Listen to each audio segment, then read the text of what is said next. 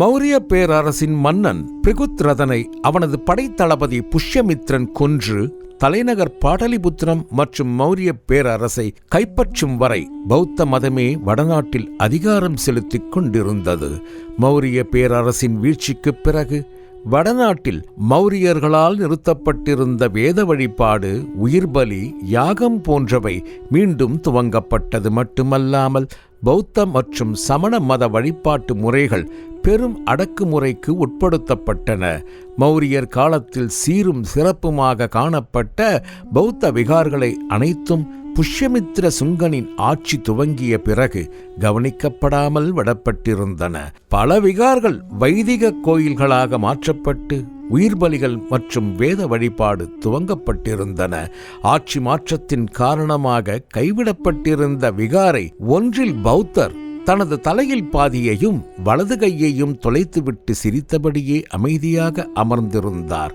ஆனால் அவருக்கு முன் அவந்தி வணிகன் மனதில் அமைதி ஏதும் இல்லாமல் ஆத்திரத்துடன் அமர்ந்தபடியே அவனது முகத்தில் காணப்பட்ட பெரிய தழும்பை தடவி விட்டு கொண்டு காணப்பட்டான். அவன் வந்து சேர்ந்த ஒரு ஓரை பொழுதிற்கு மேல் இன்னும் 2 பேர் அதே பௌத்த விகாரை அடைந்து அவந்தி வணிகனுக்கு முன் பணிவுடன் நிற்கலானார்கள். அவர்களிடம், "இவ்வளவு நேரம் எங்கே போய் தொலைந்தீர்கள்? எவ்வளவு நேரம் உங்களுக்காக நான் காத்திருப்பது? பலதேவன் எங்கே? அவன் ஏன் இன்னும் வரவில்லை?" என வினவினான். "இளவரசே" என கூறியபடி தயங்கினார்கள் வீரர்கள் இருவர். "பலதேவன் எங்கே என்று வினவினேன் நான். இருவரில் ஒருவன் அவரை காணவில்லை. அவரையும் அழைத்து வரலாம் என காத்திருந்ததால் தான் தாமதமாகிவிட்டது இளவரசே. இனியொரு முறை என்னை நீ இளவரசன் என்று அழைத்தால் உன் நாவை அறுத்து எறிந்து விடுவேன். எச்சரிக்கை" என கடும் சினத்துடன் எச்சரித்துக் கொண்டிருந்த போது அந்த விகாரைக்குள் நுழைந்த பலதேவன், "வஜ்ரபாகு, எதற்காக வீணாக நம் வீரர்கள் மீது கோபம் கொள்கிறாய்? அவர்கள் நமது அந்தரங்க ஊழியர்கள். பைத்தானின் அரியணையை உனக்கு அளிக்காமல் உனது தம்பி கைப்பற்றி கொண்டு விட்டான் என்ற காரணத்திற்காக நீ இளவரசன் இல்லை என்று ஆகிவிடுமா? அல்லது உனக்கும் சாதவாகன அரசின் அரியணையில் உரிமை இல்லை என்றாகிவிடுமா என கேட்டபடியே வணிகனை போன்று மாறுவேடத்தில் காணப்பட்ட வஜ்ரபாகுவின் அருகில் வந்து அமர்ந்தான். "பலதேவா, ஏன் தாமதம்? அவந்தி தேச தலைநகர் உஞ்சையின் காவல் தலைவன் என்றுதான் எனக்கு பெயர். ஆனால் உன் தங்கை அவந்திகாவின் காவலை மீறி என்னால் நம் ஒற்றர்களை கூட சந்திக்க இயலவில்லை என கூறிக்கொண்டிருந்த போதே குறுக்கிட்ட வஜ்ரபாகு, "இன்னொரு முறை அவளை எனது தங்கை என்று கூறாதே பலதேவா. என் கனவு, ஆசை, திட்டம் என அனைத்தையும் தவிடுபொடியாக்கியவள் அவள். சாதவாகன வம்சத்தில் பிறந்த தேவதை அவள் என நினைத்தேன் நான். ஆனால் அவள் எனக்கு ராட்சசியாகிவிட்டாள்" என தனது சகோதரியையை வசைப்பாடலானான். "இப்போது கோபப்பட்டு எதுவும் ஆகப்போவதில்லை வஜ்ரபாகு. மிகவும் நெருக்கடியான காலகட்டம் நமக்கு. இப்போதுதான் நாம் மிகவும் எச்சரிக்கையுடன் செயலாற்ற வேண்டும். ஆத்திரத்தை கைவிட்டு நிதானத்துடன் செயலாற்றுவோம்." வஜ்ரபாகு எதையும் கூறாமல் அமைதியாக தனது முகத்தில் காணப்பட்ட தழும்பையே தடவியபடி விரக்தியாக அமர்ந்திருந்தான். பிறகு தனக்கு முன் நின்ற 2 வீரர்களிடமும், "நதிக்கரையோரம் தென்னாட்டை சேர்ந்த நாடோடி ஒருவன் உறங்கிக் கொண்டிருப்பான். அவனை கண்காணியுங்கள். சந்தேகம் தோன்றினால் கைது செய்து சிறைப்படுத்துங்கள்" என கட்டளையிட்டான். உடனே 2 வீரர்களும் அங்கிருந்து புறப்பட்டார்கள். "நண்பா, எதற்காக இப்போது தென்னாட்டு நாடோடியை கண்காணிக்கச் சொல்லி கட்டளையிட்டிருக்கிறாய்? பலதேவா, அவனை எங்கோ பார்த்ததை போன்ற ஞாபகம். எங்கு? அதுதான் தெரியவில்லை. ஆனால் அவனை வெகு அருகில் எங்கோ சந்தித்திருக்கிறேன். அவனது விழிகளை கண்ட அடுத்த கணமே எனக்குள் சந்தேகம் வந்துவிட்டது. சந்தேகம் தோன்றினால் பேசி பார்க்க வேண்டியதுதானே? பேசி பார்த்தேன். காகந்தியைச் சேர்ந்தவன். ஆதரவற்ற நாடோடி. வெள்ளந்தியாய் இருக்கிறான். அப்புறம் எதற்காக நீ கவலைப்படுகிறாய்? இருந்தாலும் அவனை கண்டது முதல் எனது உள் மனம் என்னை எச்சரிக்கை செய்து கொண்டிருக்கிறது. மனதிற்குள் அச்சம் குடிகொண்டு விட்டது. சந்தேகம் அதிகமாக இருந்தால் அப்போதே அவனை கைது செய்திருக்க வேண்டியதுதானே? கைது செய்து சிறையில் அடைப்பதை விடவும் கண்காணித்தால் அவனை பற்றி மேலும் அறிந்து கொள்ளலாம் அல்லவா? அதுவும் சரிதான் என கூறியவன் வெறுமையாக காணப்பட்ட அந்த பௌத்த விகாரையை நோக்கி பார்வையை செலுத்தினான் பலதேவன். அப்போது வஜ்ரபாகு, நண்பா என அழைத்தான். சொல் வஜ்ரபாகு, சோழ படைத்தலைவனை அன்று நாம் கிழக்குக் கடலிலேயே கொன்றிருக்க வேண்டும். உயிரோடு யவனத்திற்கு அனுப்பி வைத்தது பெரும் பிசகாகிவிட்டது. அப்போதே நான் மன்றாடினேன். நீயும் சுங்க இளவரசன் சுங்கமித்திரனும் தான் கேட்கவில்லை. அவனை அன்று உயிரோடு விட்டது பெரும் தவறுதானோ என்று இப்போது வருந்துகிறேன். எதற்காக நீ இப்போது திடீரென்று அதை பற்றி கவலைப்படுகிறாய்? சோழ அரசன் வடக்கு நோக்கி படையெடுத்ததற்கு இதையும் ஒரு காரணமாக வணிகர்கள் கூறுகிறார்கள். அவனை அன்று உயிரோடு விட்டதன் விளைவுதான் இன்று கரிகாலச் சோழன் வடக்கு நோக்கி படையெடுத்திருக்கிறான். கரிகாலனின் படை தலைவர்களில் அவனும் முதன்மையானவனாம். ஒற்றர்களிடமிருந்து தகவல் வந்து கொண்டிருக்கிறது. நானும் அதை கேள்விப்பட்டேன் வஜ்ரபாகு. அவனை மட்டும் நான் முன்னேறவிட்டால் அவந்தி மற்றும் மகதத்தில் காணப்படும் ஒரு கோட்டையை கூட சும்மாவிட மாட்டான். அனைத்தையும் தரைமட்டமாக்கி விடுவான். காகந்தி முற்றுகையையும் வெண்ணி போரையும் அவர்கள் முடித்த விதத்தை நீ கேள்விப்படவில்லையா? திவ்யனை விடவும் இன்னொரு படைத்தலைவன் செங்கு வீரன் பெரும் அபாயகரமானவனாம். சோழ படையையே பின்னிருந்து இயக்குபவன் அவன்தான் என்று பரவலாக கூறுகிறார்கள். என சிந்தித்தபடியே தெரிவித்தான் வஜ்ரபாகு. முகத்தில் காணப்படும் சிறு தழும்பிற்கே நீ இத்தனை கோபமடைகிறாயே? நாம் அவனை அடிமையாக வெற்றிருக்கிறோம், அதுவும் யவனத்திற்கு. அவனது ஆத்திரம் எப்படி இருக்கும் என கூறிக்கொண்டிருந்த போதே இடைமறித்த வஜ்ரபாகு, எதை பலதேவா சிறிய தழும்பு என்கிறாய்? என் முகத்தில் இருப்பதையா? சோழ படைத்தலைவனுடன் மரக்களத்தில் ஏற்பட்ட கைக்கலப்பில் என் முகத்தை அவன் உடைத்து விட்டான். அப்போது ஏற்பட்ட இந்த தழும்பு என் முக லட்சணத்தையே கெடுத்து விட்டது. தகளியில் முகத்தை பார்க்கும் போது எனக்கு எவ்வளவு ஆத்திரம் வருகிறதென்று உனக்கு தெரியுமா? இந்த கன்னத்தை என் மனைவி கூட இப்போது தீண்டுவதில்லை. அந்த அவமானத்தை நீ உணர்ந்தால்தான் அதன் ரணம் உனக்கு தெரியும். இப்போது கோபப்பட்டு என்ன பயன்? அன்று கை கால்கள் பிணைக்கப்பட்ட நிலையில் தூணில் கட்டியிருந்த போது நீதான் அவனை நெருங்கிச் சென்று முகத்தில் வாங்கி கட்டிக்கொண்டாய். சிறைபிடித்தவுடனே வாளால் அவனை கொன்றுவிடு என தெரிவித்தேன். நீதான் அவனது வாழ்நாள் முழுவதும் அவன் யவனத்தில் அடிமையாக கழிக்கட்டும் என தெரிவித்தபடி அவன் அருகில் நெருங்கினாய். முகத்தை உடைத்து விட்டான். அக்னிபுத்திரனை புகார் அரியணையில் ஏற்றத்தான் நாம் வைதீகர் பாகவதற்கு உதவினோம். அவனை தென்னக ஆட்சிக்கட்டிலில் அமரச் செய்துவிட்டால் மகதத்தில் சுங்கன், தட்சிணபதத்தில் நாம், தெற்கே அக்னிபுத்திரன் என்று பாரத தேசம் முழுவதும் நமது வைதீக ஆட்சியை நிறுவிவிடலாம் என திட்டம் தீட்டினோம். ஆனால் அக்னிபுத்திரன் அந்த முயற்சியின் தொடக்கத்திலேயே அகாலமாக மரணித்து போய்விட்டான். இப்போது பாகவதரும் தென்னகத்திலிருந்து விரட்டப்பட்டு சோழ மன்னன் வடக்கை நோக்கி நெருங்கிக் கொண்டிருக்கிறான்.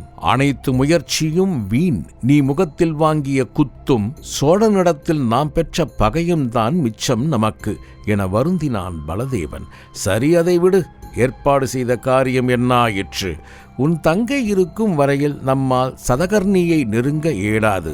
இந்த அவந்தியை தாண்டினாலே பெரிய காரியம். என்ன பலதேவா கூறுகிறாய்? பைத்தானில் இருக்கும் நமது உபபடைத் தலைவனை சந்தித்து தகவலை கூற இருவரை அவந்தியிலிருந்து அனுப்பி வைத்தேன். வழியிலேயே அவர்களை இடைமறித்து விட்டாள் அவந்திகா. அது மட்டுமா செய்தாள் என வார்த்தையில் கோபம் காட்டினான் பலதேவன். வேறு என்ன செய்தாள்? நம் ஒற்றர்களிடம் தகவலை கேட்டிருக்கிறாள். அவர்கள் வாயை திறக்கவில்லை. பிறகு இருவரின் தலையையும் துண்டித்து விட்டாள். எதையும் பேச இயலாமல் அமைதியாக அமர்ந்திருந்தான் வஜ்ரபாகு. உன் சகோதரன் உன்னை படைத்தலைவனாக நியமித்துவிட்டு அவந்திகாவையும் எதற்காக அவந்தியில் அமர்த்தியிருக்கிறான் என்று உனக்கு விளங்கவில்லையா? எதற்கு? நீ அவந்திகாவை மீறி எந்த காரியத்தையும் செய்துவிடக்கூடாது என்பதற்காகத்தான். என்னால் அவளது ஒற்றர்களை தாண்டி ஒரு அடி கூட வைக்க முடியவில்லை.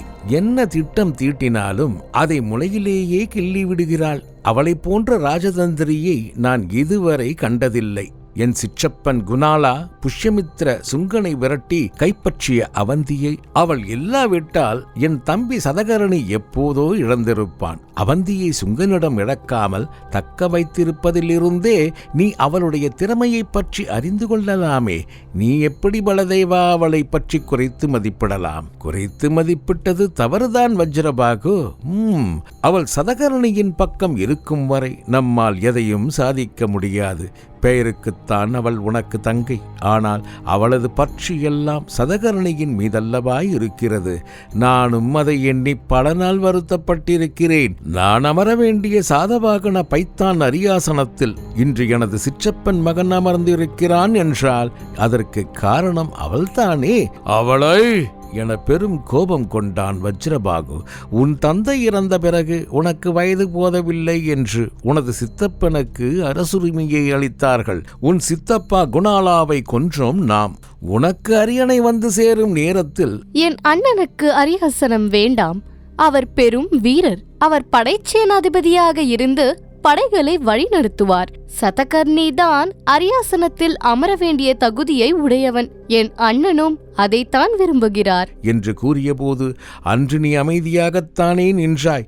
அன்று நீ ஒரு வார்த்தை பேசியிருந்தாலும் உனக்கு கிடைக்க வேண்டிய அரியணை உனது கையை விட்டு போயிருக்காது. இன்று வருத்தப்பட்டு என்ன பயன்? அன்று அவளது பேச்சு என் வாயை அடைத்து விட்டது பலதேவா. என்ன செய்வது? விதி அப்படி. விதியை பற்றி இன்னொரு முறை கூறாதே. காகந்தியில் நமது நண்பன் அக்னிபுத்திரனை அமர வைக்க பாகவதருடன் சேர்ந்து செய்த பணிகள் அனைத்தும் வீணாகிவிட்டன. அக்னிபுத்திரன் அகாலமாக இறந்து போனான். காகந்தி உபபடை தலைவனை அன்று சாதாரணமாக நினைத்தோம். திவ்யனை விடவும் பாகவதரின் திட்டங்கள் அனைத்தையும் தகர்த்து சீரழித்து விட்டான். சதகர்ணிக்கு எதிரான நமது திட்டங்களை இங்கே உனது ஆருயிர் தங்கை தடுத்துக் கொண்டிருக்கிறாள். அனைத்திற்கும் காரணம் விதி என்று கூறுவாயா? விதியை பற்றி நாம் பிறகு விவாதிப்போம். பாகவதரிடமிருந்து செய்தி வந்திருக்கிறது. என்ன செய்தி? செய்தி எதுவும் அனுப்பவில்லை. ஏதோ முக்கிய காரியம் பற்றி விவாதிக்க வேண்டுமாம். எதற்காக தெரியவில்லை. அமைதியாக சிந்தித்தபடி அமர்ந்திருந்தான் வஜ்ரபாகு. சுங்க அரசருக்கும் அழைப்பு அனுப்பப்பட்டிருக்கிறது. சுங்க அரசருக்குமா? ஆம். எதற்காக இருக்கும் தெரியவில்லை. ஆனால் நீ எச்சரிக்கையுடன் செல். ஏன் திடீரென்று எச்சரிக்கை செய்கிறாய்? நீ சுங்க இளவரசர்களுடன் நட்பு பாராட்டுவதை பற்றி சதகர்ணிக்கு தெரிய வாய்ப்பில்லை. ஆனால் உனது சகோதரி அவந்திகாவிற்கு தெரியும் என்று நினைக்கிறேன் நான். என்ன பலதேவா கூறுகிறாய்? உறுதியாக தெரியாது. ஆனால் சந்தேகம் கொள்கிறேன். அவளிடம் நாம் எச்சரிக்கையாக இருக்க வேண்டும். நான் மாறுவேடத்தில் உலவுகிறேன் என்ற தகவல் கூட அவளுக்கு தெரியக்கூடாது.